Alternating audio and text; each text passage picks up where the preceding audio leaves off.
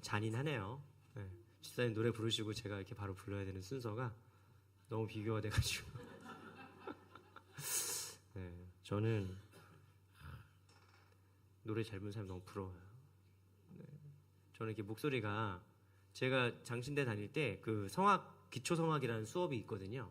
그 수업에서 그 교수님이 아직도 잊혀지지 않아요. 저보고, 제가 노래를 부르는 걸 듣더니 그 교수님이 저보고, 전도사님 5년 안에 목이 나갑니다. 나한테 그런 예언을 하시더라고요. 너는 목을, 발성을 잘못 쓰고 있다. 목소리를 잘못 쓰고 있어서 5년 안에 목이 나가고 10년 안에 이제 윤석전 목사님처럼 될 거라고 했어요. 할렐루야 그런 거 있잖아요. 저거 그렇게 될 거라고 그렇게 했는데, 감사히 제가 그 와중에 득음을 해서, 예, 목이 그렇게까지 가진 않았지만 그래도 이제 보시면 아시다시피 뭐 찬양 좀 크게 하거나 기도 좀 크게 하면은 이렇게 막 바로 기침 나오고 그러잖아요. 그러니까 목이 많이 상한 사람이에요. 그런데 이렇게 찬양 막 하시니까 오늘 설교를 안 해도 되겠다 이런 생각하면서 너무 은혜 있게 감사하게 잘 들었습니다. 네. 하나님께도 귀한 영광이 되었을 줄을 믿습니다. 네. 자, 오늘 말씀은 제가 아무리 생각해도 오늘 본문을 잘못 선택했다라는 생각이 드는 말씀이고, 왜냐하면 이 추석에 다 여기다가 예배 마치고 다 가족들과 함께 보내시고, 또 지금 온라인으로 혹시 예배 가족들과 함께 드리시는 분도 계실 텐데, 이 와중에 막 곰 튀어나오고 막 사람 찢고 막 이런 내용이에요. 그래서 이 설교 본문을 잘못했다 싶은데 오늘 아니면 또 못해요. 그래가지고 어쩔 수 없이 제가 골랐습니다. 왜냐하면 우리가 지난주에 엘리사의 등장을 함께 말씀을 봤단 말이죠. 엘리사가 등장해서 처음으로 했던 사역이 무엇이냐, 바로 여리고에 있는 지역에 토산이 익지 못하고 떨어지는 마을을 간 거예요. 거기 가서 마을 사람들이 엘리사를 보고, 하나님의 사람이여, 엘리사님, 저희 마을에 지금 이 샘이 문제가 있어가지고 토산이 익지 못하고 매일 이렇게 땅에 떨어집니다. 어떡합니까? 막 붙잡고 우는 거예요. 그때 엘리사가 그 물의 근원으로 가서 소금을 던져가지고 이제 그 마을에 다시 열매가 있고 다시 임신을 하고 다시 이제 사람들이 태어나는 그런 다음 세대를 살리는 사역을 했단 말입니다. 그래서 우리가 지난주에 엘리사의 사역의 의미가 무엇이다? 라고 얘기했냐면 바로 다음 세대를 살리는 사역, 다음 세대를 세우는 사역, 이게 엘리사의 평생의 사역의 방향이다. 이것까지 우리가 말씀을 드렸거든요. 여기서 말씀이 끝났으면 우리가 아멘하고 끝나면 돼요. 충분히 은혜롭습니다. 근데 오늘 이어지는 말씀은 해괴망측한 사건이란 말이에요. 해괴망측한 사건인데 그게 뭐냐면, 여리고에서 사역을 잘 마치고 이제 베델로 올라가서 사마리아로 가려고 하는 그 엘리사에게 베델에서 어린아이 42명이 와가지고 엘리사한테 대머리야 올라가라, 대머리야 올라가라 뭐 이렇게 얘기하니까 갑자기 숲에서 곰 2마리가 튀어나와가지고 걔네들 다 찢어 죽였다, 뭐 이런 내용이에요. 그리고 아무런 설명이 없습니다. 그래서 도대체 이 말씀은 뭔가, 하나님은 왜 엘리사의 사역 시작부터 이런 일을 보여주시나, 이런 우리가 받아들이기도 힘들고, 그리고 당시의 어떤 이 문맥적인 사건을 봐도 이해하기가 좀 어려운 그 사건이 벌어지는 거예요. 근데 이 말씀을 왜 오늘 해야만 했었냐? 일단 지난주 설교를 잊기 직전이기 때문에, 이제 오늘까지 지나면 지난주 설교를 잊어버립니다, 우리는.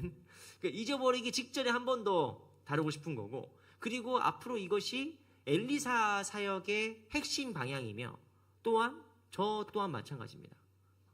이재용 목사가 드림의 교회에서 사역할 핵심 방향이며, 그리고 앞으로 나아가서 한국교회가 목회에 중점을 둬야 될 핵심 방향이기 때문에 오늘 말씀을 잊어버리기 전에 빨리 해야겠다라고 생각을 해서 한 거죠.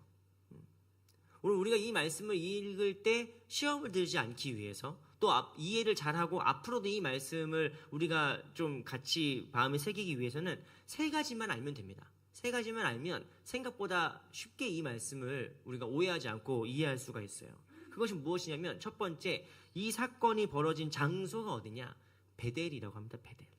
베델. 여러분, 교회에 좀 나오신 분들은, 오래 좀 다녔던 분들은 베델이 뭔 줄 아셔야 돼요. 베델이 뭐냐? 집, 하나님. 그래서 하나님의 집이란 뜻이에요. 베델은. 베델이라는 곳이 성경에서 등장한 것은 어디서부터냐? 바로 잘 아시다시피 창세기 28장입니다. 야곱이 형 에서를 피해서 광야로 도망가고 있는데, 광야에서 내가 이제 죽었구나 하고 잠을 자다가 꿈에서 뭘 보는 거예요? 하늘로 이어진 사다리를 보는 거예요. 천국으로 이어진 사다리를 보면서 하나님의 천사들이 막 오가는 거죠. 그러니까 이곳이, 내가 지금 지쳐 쓰러진 이곳이 바로 하나님의 집이구나, 벳엘이구나 해가지고 그곳의 이름을 베델이라고 짓습니다. 그러면서부터 베델은 성경에서 계속 나타나는 가장 중요한 장소 중에 하나예요. 성경에서 가장 중요한 장소로 베델이 나옵니다. 사사기에도 지파들끼리 막 전쟁하다가 야 이제 우리 전쟁 그만하고 하나님의 뜻을 좀 묻자, 하나님이 뭐라고 하시는지 좀 듣자 할 때 어디로 올라갑니까? 베델로 올라가는 거죠. 유럽에서 유럽은 좀 다르지만 유럽에서 국가들끼리 막 전쟁하고 하다가 야 우리 좀 휴전 협정을 어서 할래요? 어서 할까? 하면은 스위스 가서 하는 거잖아요.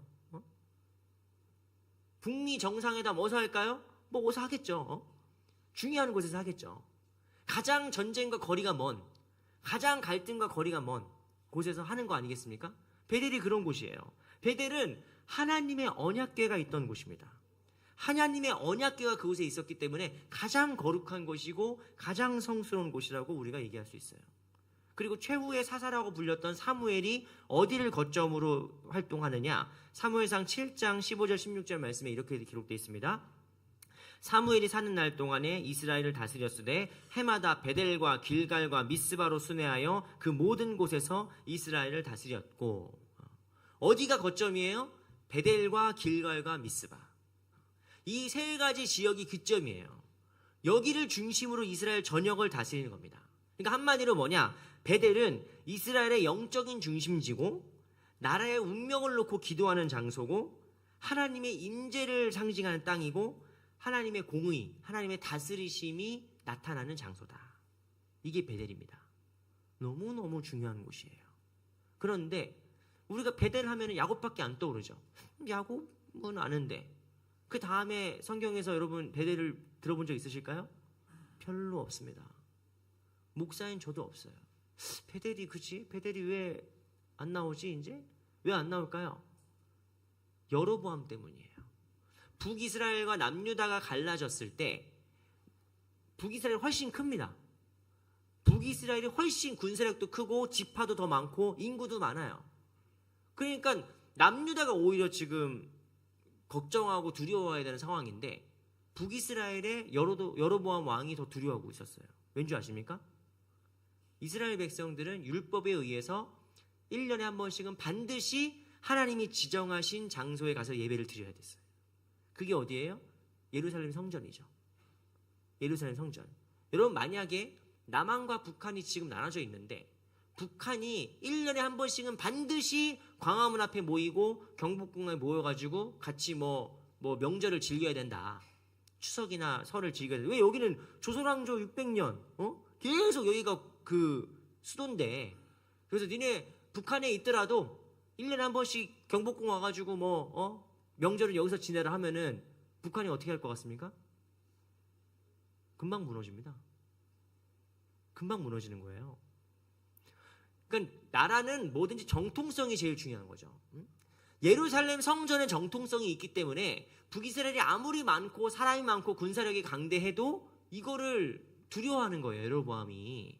그러니까 여로보암 왕이 그때 어떤 수를 쓰느냐? 산당을 세우자. 예루살렘 성전 비슷한 걸 우리도 세우자. 근데 어디다 세우냐? 아무데나 세울 수는 없으니까 모든 국민들이 인정하는 그곳 바로 베델에다 세우자는 거예요. 그 베델에다가 산당을 세웁니다. 그런데 베델에다 산당만 세워도 이스라엘 백성들이 마음이 찜찜하잖아. 예루살렘 성전은 몇백 년 동안 지켜왔던 아무튼 하나님이 지정하신 그곳인데 베델의 성전은 약간 약하니까 거기다가 여로보암이 황금 송아지를 세워요. 끊임없이 가나안의 종교와 이방 종교를 섞어버려요. 거기다가. 그러면서 뭐라고 얘기하느냐? 열왕기상 12장 28절에 이스라엘아 이는 너희를 애굽 땅에서 인도하여 낸 너희의 신들이니라. 수많은 신들을 갖다 놓고 네가 뭘 좋아할지 모르니까 다 준비했어. 산당은 그런 곳입니다. 산당에서 예배를 드려요.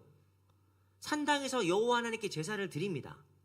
그런데 왜 하나님이 성경 전체에서 산당을 참을 수 없다고 말씀하셨냐면 거기에 예배도 드리다가 여기에 뭐 바알 신상도 있고 뒤로 가면 아세라 신상도 있고 저 뒤로 가면 무슨 뭐 만몬 신상도 있고 막 그런 거예요.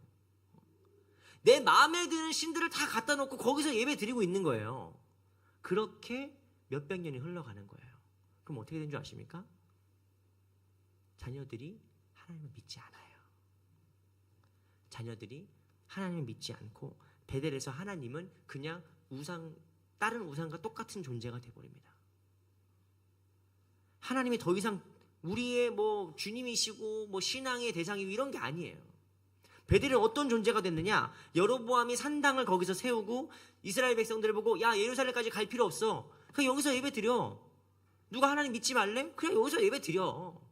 이렇게 하면서 점점점 이 베델이 어떻게 됩니까? 그냥 혼합주의가 가득한 곳이 돼버리는 거예요. 우리로 치면 자녀들 키우는데 시험기가 있는데 너 그냥 집에서 온라인으로 드려. 엄마 아빠 갔다 올 테니까 그냥 온라인 예배 드려. 너 지금 취업 준비하는데 뭐하러 교회 나오니? 그냥 뭐 괜찮아. 이재용 목사 말도 빠르고 무슨 말인지 못 알아듣겠는데 더 유명한 목사님 설교 들어. 그냥 괜찮아. 이렇게 되는 거예요. 그럼 어떻게 되는 거예요? 점점점 혼합주의가 되는 거예요. 하나님을 안 믿는 건 아니야. 안 믿는 건 아닌데 믿는 것도 아니에요. 이렇게 돼버리는 거예요. 그리고 그러니까 이게 어느 장소에서 일어났느냐? 베델이라는 장소에서 일어났다. 이걸 이해하는 게 중요합니다. 베델은 어떤 곳이에요? 그런 곳이에요. 혼합주의가 판을 치고 하나님을 안 믿는 건 아니지만 믿는 것도 아닌 그 애매한 그 장소예요. 두 번째, 우리가 이 말씀을 읽으면서 시험에 드는 이유가 작은 아이들이 나오기 때문이에요. 여러분, 우리가 작은 아이들이라고 딱 이 말씀을 보는 순간 우리는 어떤 연령대가 떠오릅니까? 어떤 연령대가 떠오르죠? 보통 뭐 미취학, 유치부, 아니면 무슨 뭐 초등학생, 요 정도가 떠올라요. 우리는 어린아이, 작은 아이들이란 말을 들으면. 그쵸, 당연하죠. 그런데 여기 작은 아이들이란 말이 네아림 케타님이라고 아무튼 쓰여져 있는데 이게 원형이 나르 뭐 크톤 이렇게 불러요. 이게 중요한 건 아니고, 근데 이 나르라는 단어가 성경에서 어느 정도의 연령대를 커버하는 단어냐? 갓난아기부터 결혼하기 전까지예요. 군대 나갈 나이를 말하는 거예요. 그러니까 모세가 갓난아기로 태어났을 때 나르라고 얘기했고 아이다라고 얘기했고, 사무엘이 10대 언더죠. 10대 이하 때 사무엘이 성전에서 자랄 때 아이라고 얘기할 때 그 사무엘을 또 나르라고 얘기합니다. 그리고 17세 정도 됐던 요셉이 이제 보디발 장군의 집에서 일할 때도 나르라고 불렀고, 다윗이 골리앗과 싸우러 나갈 때도 나르라고 불러요. 그리고 나중에 군대에 징집할 수 있는 남자 청년들을 다 뭐라고 부르냐? 나르라고 부릅니다. 네아림, 복수형으로 네아림. 그러니까 뭔 말이냐면 여기서 말하는 나르, 작은 아이들이, 엘리사 앞에 나타난 42명의 아이들이 동네에서 뛰어노는 42명의 아이들이 나타나는 게 아니라 군대에 갈 수 있는 아이들이 나타난 거예요. 군대에 갈 만한 남자 건장한 청년들 42명이 나타난 거예요. 그런데 거기에서 앞에 뭐 어떤 단어가 있냐면은 어리다, 작은 아이들, 작은 아이들이라는 카톤이란 말이 쓰이는데, 이 카톤이란 말이 성경에서 작다란 말도 있고 어리다는 말도 있지만 비천하다는 뜻도 있습니다. 비천하다. 그래서 솔로몬이 기드온 산당에서, 그때 성전이 없었으니까 산당에서 예배 드리는 겁니다. 기드온 산당에서 1000번째를 하나님께 드려요. 1000번째를 드리면서 하나님께서 솔로몬에게 나타나셔가지고 솔로몬아 내가 너에게 무엇을 줄까라고 얘기했을 때 솔로몬이 뭐라고 얘기한 줄 아십니까? 주님, 저는 작은 아이라 지혜가 없습니다. 듣는 마음을 주옵소서라고 기도하는 거예요. 솔로몬이 자기를 뭐라고 부르는 거예요? 작은 아이입니다. 이게 나르 카톤, 나는 작은 아이입니다 라고 부르는 거거든요. 솔로몬이 뭐가 작습니까? 왕인데. 솔로몬이 뭐가 비천합니까? 왕인데, 지금 성인인데. 뭔 소리죠? 그냥 자기를 겸손하게 낮춰서 얘기하는 거예요. 그러니까 여기서 작다라는 말은 내가 겸손하게 자기를 낮춰서 얘기하는 거기도 하고, 누군가 낮다, 누군가 어리다라고 얘기하면은 그냥 저 사람이 좀 수준이나 신분이 조금 비천하다는 말도 되는 거예요. 우리말도 이제 누구 어떤 사람이 나이 먹고 행동이 조금 너무 그러면은 아 이렇게 어려 뭐 이럴 때 있잖아요. 나이 먹고 막 뭐 떼끄야 막 안 뺏기려고 하고 막 그러면 아유 이렇게 어리냐 막 이렇게 볼 때 있지 않습니까? 그런 거예요. 그러니까 여기에서 결론적으로 작은 아이들이라는 그 성경의 표현은 작고 귀여운 아이들 막 귀엽고 막 깜찍하고 예쁜 어린이집 애들 막 42명이 가는 게 아니라 지금 엘리사 앞에 이제 사역을 막 시작하는 엘리사 앞에 42명의 군대를 갈 정도의 나이가 되는 아이들, 젊은 청년들이 42명이 건장한 청년들이 어슬렁어슬렁 거리고 걸어오는 거예요. 이게 뭔 말입니까? 깡패죠. 뭐. 깡패예요. 불량배 42명이 갑자기 왁 싸고 오는 겁니다. 엘리사한테 이번에 뭐 엘리야의 후계자라면서요? 이렇게 42명이 와 오는 거예요. 이건 저로 비유하자면은 제가 이제 오늘 교회를 오고 있는데 갑자기 42명의 건장한 청년들이 쓱 오더니 드림의 교회 가세요? 이번에 뭐 목사님 뭐 한다면서요? 그래서 나한테 그러는 거예요. 그럼 제 마음속에 두 가지 생각이 들겠죠. 첫 번째, 살려주세요. 두 번째, 니네가 그걸 어떻게 알아? 니네가 내가 드림의 교회 담임 목사가 될지 어떻게 알아? 엘리사 앞에 42명의 불량배가 와가지고 주먹을 턱턱 치면서 걸어가지고 협박 위협을 하는 거예요. 걔네들이 엘리사가 거기 있는지 어떻게 합니까? 그러니까 우리가 성경을 입체적으로 볼 수 있어야 돼요. 성경에 세세한 동기까지 다 기록되어 있지 않지만 우리는 성경에 나오는 문맥에 따라서 이 정도를 상상할 수 있습니다. 뭐냐? 엘리사의 스승인 엘리야는 평생 아합 왕과 이세벨의 살해 위협 속에 시달렸어요. 아합 왕이 부하를 보내고 막 죽이려고 따라오고 막 그래요. 근데 엘리야가 승천하고 나서 그게 사라졌을까요? 그 살해 위협과 그 추격이 엘리사한테 이어집니다. 엘리사가 하나님의 사람이라는 권위를 이어받고 이 사역을 이어나가겠다고 하자 베델에서 이미 금송아지 만들고 우상숭배하고 잘 먹고 잘 살던 사람들이 그 기득권들이 불안하기 시작한 거죠. 얘를 냅뒀다가는 엘리야처럼 우리가 못 건드리는 사람이 돼버리잖아. 그러니까 초장부터 쌍을 자르자. 초장에 박살을 내자. 그래서 42명의 불량배들을 고용해서 저 베델에 엘리야가 들어왔단다. 지금이 기회다. 하고 보낸 거예요. 여러분, 목회 현장에는 험악한 얘기들이 많이 있습니다. 어떤 목사님이 바뀌어서 뭐 이렇게 하려고 했다가 막 감금되고 폭행당하고 막 이런 사건들도 왕왕 있었어요. 그래서 저도 드림의 교회 올 때마다 아직도 이빨을 꽉 깨물고 와요. 누가 날 때리라도 어디 감금돼도 이제 하려고.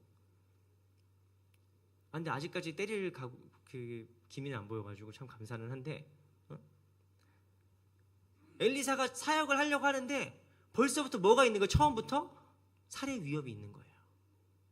그렇게 봐야 됩니다.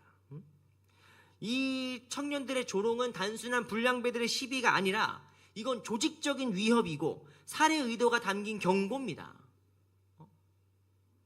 그걸 어디서 알 수 있냐면은 23절 말씀 보시면은 이 얘네들이 엘리사 보고 뭐라고 하냐? 대머리야 대머리야 올라가라 올라가라 이렇게 얘기합니다. 근데 정말 놀랍게도 우리 드림의 교회는 대머리가 없어요. 대머리가 없으세요. 참 그래요. 계셔도 상관없습니다. 그런데 대머리야 대머리야 올라가라 올라가라 이 말은 너무 유치하게 보이죠. 이렇게 외모 비하야.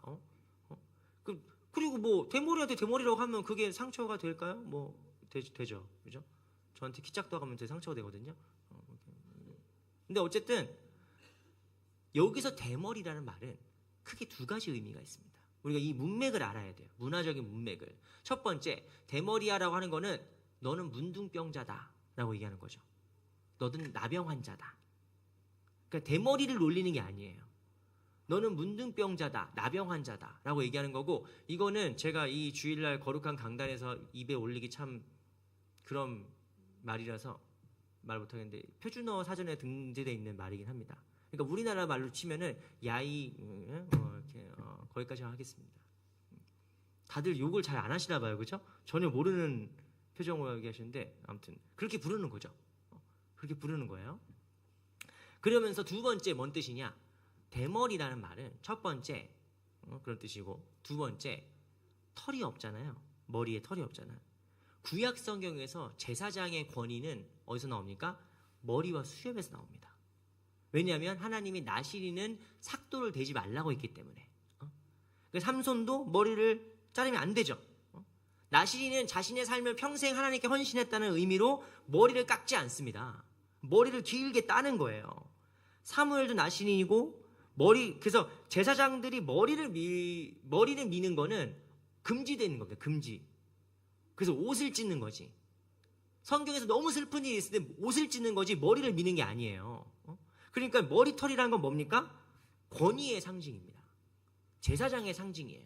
엘리야의 별명이 뭔지 아십니까? 털이 많은 사람이에요.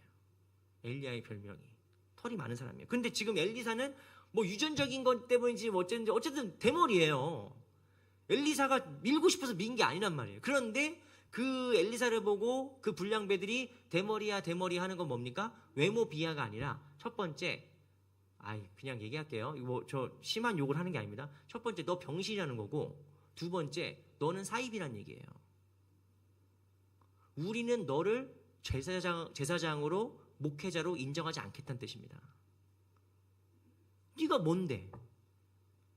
배들은 우리끼리 예배 잘 드리고 있어. 야, 우리도 하나님 믿고 있어. 그냥 지나가. 우리 건드리지 마. 이거예요, 지금. 그리고 올라가라 얘기하는 거는 뭔 소리냐? 첫 번째, 너도 엘리야처럼 죽으란 얘기예요. 엘리야가 승천했잖아요, 하늘로 엘리야가 승천했으니까 너도 엘리야처럼 네 스승 따라서 죽어라. 올라가라. 이 뜻이고, 두 번째, 엘리야의 승천을 안 믿는 겁니다. 믿지 않는 거예요. 야, 니네 스승이 올라갔다며? 니네 스승이 하늘로 그냥 올라갔다며? 그럼 너도 올라가 봐 한번. 응? 자, 정리해서 얘기하면 지금 이 배경을 세 가지 배경이죠. 첫 번째, 베델이라는 장소의 의미. 그 다음에 이 작은 아이들이 얘기하는 아이들이 진짜 꼬맹이 아이들이 아니고 그 불량배들, 좀 거친 불량배들이고, 세 번째는 이들이 대머리라고 놀리고 올라가라고 놀리는 게 죽여버리겠다라고 하는 살해 위협이라는 걸 알아야 돼요. 이 세 가지를 깨달으면 여러분이 뭘 볼 수 있느냐? 이 사건은 어느 그냥 해프닝이 아니라, 어떻게 다 우연찮게 벌어진 해프닝이 아니라 지금 조직적인 살해 시도구나. 이게 아주 의도적인 경고구나. 뭡니까? 하나님을 향한 의도적인 반역이에요. 의도적인 반역. 베델은 지금 하나님께서 우리에게 오는 거를 거절하는 거예요. 말씀하지 마세요. 필요 없으니까. 우리 하나님 필요 없으니까 그냥 가까이 오지 마세요. 이거란 말이에요. 그때 엘리사가 어떻게 반응하냐면은 24절에서 여호와의 이름으로 저주를 하는 겁니다. 엘리사가 지금 지금 나를 이거 말이야 하면서 같이 이렇게 팔 걷어붙이고 싸우고 그러는 게 아니라 하나님의 이름을 거기서 선포하는 거예요. 너희가 나를 죽여도 하나님의 뜻을 꺾을 수는 없다. 그렇게 얘기하는 거예요. 너희가 지금 이 자리에서 나를 죽여도 하나님의 심판을 벗어날 수는 없다. 라고 하나님의 이름으로 저주를 합니다. 엘리사가. 그때 어떻게 되는 거예요? 곰이 나타나는 거죠. 곰 2마리가 나타나는 겁니다. 이 곰은 우연이 아닌 거죠. 이 곰은 뭡니까? 하나님의 경고고 하나님의 심판입니다. 성경에서 이제 우리가 25절 말씀이 찢었더라 이렇게 나오니까 24절에 나오죠. 암곰 2이 나와서 아이들 중에 42명을 찢었더라 라고 나오는데, 어떤 주석가들은 이 찢었다라는 말이 죽였다라는 말과는 다르다는 말에 주목을 했어요. 그러니까 처벌을 했다, 보여줬다는 거죠. 그래서 저는 오히려 그 해석이 더 적합한 것 같아요. 42명을 죽여서 찢어 죽이고 그러면은 그건 그 42명의 비참한 사건으로 끝나잖아요. 근데 이 곰을 보낸 사건 자체가, 거기서 갑자기 곰이 튀어나온 것 자체가 사인이에요. 그거 자체가 하나님의 경고예요. 그럼 하나님의 그 경고가 베델 전 지역으로 이어지려면 어떻게 되는 거예요? 얘네들이 죽으면 안 돼. 얘네들이 대신 크게 다쳐야 돼요. 곰에게 크게 다쳐서 그럼 마을로 내려가겠죠. 그럼 어떻게 되는 겁니까? 베델 사람들이 하나님이 하셨구나. 그러고도 못 깨달으면 답이 없어요. 그렇게 하나님께 매맞고도 못 깨달으면 답이 없어요. 그런데 어쨌든 간에 그 이후로 엘리사가 베델을 조용히 지나가는 거예요. 그 26절 말씀에 사마리아로 올라가더라 나오는 거예요. 그러니까 여기서 우리가 뭘 알 수 있냐면 하나님께서 지금 베델 사람들을 깨우치기 위해서 곰이라도 보내가지고 경고를 하고 계시는 거예요. 근데 이 베델이 그걸 깨달았을까요? 못 깨달았을까요? 베델이 못 깨닫습니다. 충격요법을 준 거거든요. 충격요법을. 지금 더 이상 가지 말아라. 지금은 곰으로 이렇게 찍고 말았지만 너희들이 더 이상 죄악으로 넘어가면 너희들의 파멸을 막을 수가 없다. 하나님은 분명히 경고하셨어요. 곰을 보내서라도. 그런데 베델은 결국 끊지 못해요. 산당에서 드리는 혼합주의적인 신앙을 끊지 못해요. 그래서 결국에는 여러분 신약 성경에 베델 나오지도 않습니다. 베델은 어떤 곳이에요? 야곱이 하나님을 만난 그 위대한 곳이에요. 여리고는 어떤 곳입니까? 요단강 건너자마자 가장 먼저 무너뜨려야 될 성읍이 됐어요. 그런데 나중에 어떻게 됩니까? 신약에서 여리고에서 삭개오가 주님을 만나요. 여리고는 예수님께서 만나는 장소가 된단 말이에요. 근데 베델은 어디 갔냐? 없어져 버려요. 의미가 사라져 버린단 말이에요. 여러분 오늘 우리가 이 엘리사의 이 사역의 사건에서 우리가 봐야 될 것은 무엇이냐? 우리가 베델이 되고 있지는 않은가를 돌아봐야 됩니다. 물론 드림의 교회는 제가 쭉 보니까 우리가 베델은 아니에요. 그런데 제가 내년이면은 2006년부터 전도사 사역을 시작해서 내년이면 이제 담임 목사로 부임을 하니까 그 제가 20년째거든요. 20년째. 전도사부터 목사까지 사역이 20년 동안 내가 사역을 하오면서 베델 같은 교회를 정말 많이 봤어요. 뭔 소리냐? 놀라운 은혜로 시작했어. 하나님의 놀라운 은혜로 시작했어요. 근데 지금은 그냥 다 신앙교육 실패하고 다음 세대 실패하고 실패한 게 문제라는 게 아니에요. 관심이 없어요. 여기 어른들 몇백 명 모여있냐? 여기 어른들 몇천 명 모여있냐만 관심이 있고 지금 다음 세대가 어떻게 되는지 관심도 없는 교회가 태반이에요. 베델 같다고 베델. 베델 사람들은 여기가 옛날에 봐봐. 옛날에 여기가 야곱이 있었던 데야. 여기가 옛날에 사무엘 선생님이 여기서 다스렸던 데야. 막 베델이란 자부심이 막 어마어마한데 정작 거기서 자라는 아이들이 어떻게 되고 있습니까? 42명이 하나님의 사람이 엘리사를 죽이려고 해요. 여러분 곰을 보낼 때 깨달아야 됩니다. 내 인생에 곰을 만날 때 빨리 깨달아야 돼요. 한국 교회가 곰을 지금 한두 마리 만난 게 아니거든요. 하나님이 보내신 곰을 만날 때 깨달아야 되는데 문제는 뭐냐? 이게 가려지면 경고로 못 받아들여요. 하나님의 경고를 깨닫지 못합니다. 그럼 하나님이 요한계시록에서 뭐라고 말씀하는지 아십니까? 촛대를 옮기겠다 말씀하세요. 야, 우리 교회가 망하겠냐 설마. 에이, 우리 교회 예산이 얼마인데, 우리 교회 사람이 몇 명인데 망하겠냐. 망한 교회 많이 봤습니다. 저 독일에서 왔잖아요. 독일에 망한 교회 많아요. 독일에 몇백 년 동안 건물을 짓는데도 거기서 진짜 예배드리는 사람 10명도 안 되는 교회 수두룩합니다.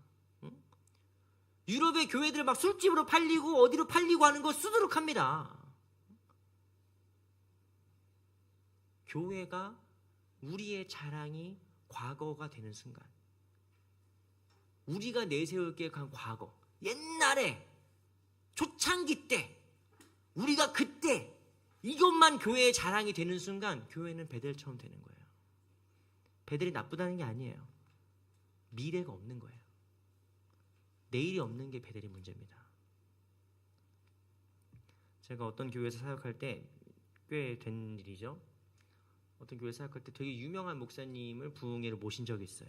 그때만 해도 부흥회를 한다고 하면은 막 이웃 교회에서도 오시고 막 많이 와가지고 꽉 차가지고, 그때 교회에 1층부터 2층까지 막 쫙 차가지고 거의 뭐 1000명 가까이가 들어온 예배당이었어요. 그러니까 우리는 거기서 막 와, 사람들이 이렇게 많이 왔다 막 좋아가지고 그러고 있는데, 그 유명한 목사님이 강단에 딱 서자마자 그 말씀하시는 거예요. 자, 50대 이상 손 들어보세요. 가지고 막 거기 성도들이 막 와 하면서 손 들고 막 이렇게 카메라가 잡고, 그러니까 막 다들 막 좋아가지고 그러고 있었어요. 아, 예, 내리세요. 40대 손 들어보세요. 그러니까 갑자기 거기 1000명 가까이 있었는데 40대 손 들어보세요. 그러니까 40대가 뭐 한 2, 30명? 이렇게 뭐 듬성듬성. 예. 혹시 30대 한번 오셨으면 손 들어보세요. 30대니까 뭐 10명도 안 되고 뭐 이렇게 되는 거예요.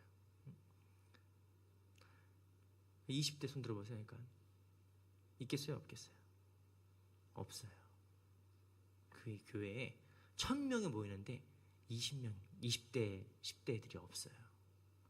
그러니까 그 목사님이 첫 마디가 그거였습니다. 여러분, 우리가 진짜 기도해야 될 건, 우리가 정말 목숨 걸어야 될 거는 지금 이 자리에 없는 애들입니다. 여기에 내 눈앞에 막 50명, 제가 지금 5, 60대 제가 비하하는 거 아닙니다. 뭐 오해하지 마세요. 여기에 막 1000명, 2000명, 10,000명이 꽉 차 있다 해도 10대, 20대, 30대가 없으면 이거 진짜 눈물 나는 일이거든요. 그거에 대한 위기의식과 그거에 대한 막 애통함으로 막 기도를 했어요. 나는 그때 막 많은 성들이 막 울고 막 그렇게 기도하고 그래가지고, 야, 우리 교회가 진짜 다음 주부터 뭔가 좀 대책회의를 열겠구나. 미래 세대 뭐 위원회 해가지고 만들어가지고 다음 세대 위원회 이런 거 만들어서 교육부에 더 투자하고 뭐 좀 바꾸겠구나. 그러고 끝이에요. 그러고 끝입니다. 한국 교회가 왜 이 지경이 됐나요? 왜 이렇게 베델처럼 되고 화석화되나요?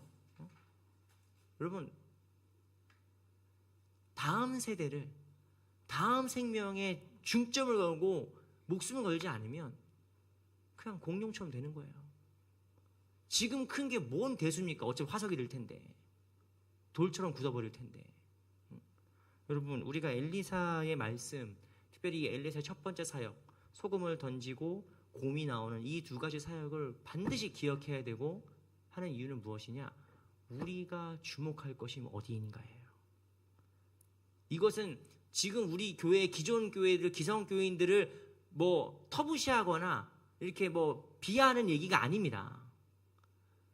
우리의 유산도 중요하지. 유산도 중요한데 비전도 중요하다는 얘기예요. 다음 세대를 살리고 세우고 훈련하는 데 중요하다는 얘기예요. 우리가 그런 부분에서 너무 약하다. 너무 많이 놓쳤다. 그래서 지금부터라도 곰이라도 보내서 베델을 깨우는 하나님의 마음을 닮아서 우리도 우리의 교회와 우리의 가정과 우리의 자녀와 이 다음 세대들이 바로 서고 우리 교회 기둥 같은 우리 주님의 일꾼들을 세우는데 우리가 최선을 다해야겠다. 이런 마음을 우리가 결단하고 다짐하는 저와 여러분 모두가 다 되기를 주님이 축원합니다. 우리 이 시간에 부흥이라는 찬양 함께 찬양하시면서 하나님 이 땅의 황무함을 보시고 우리에게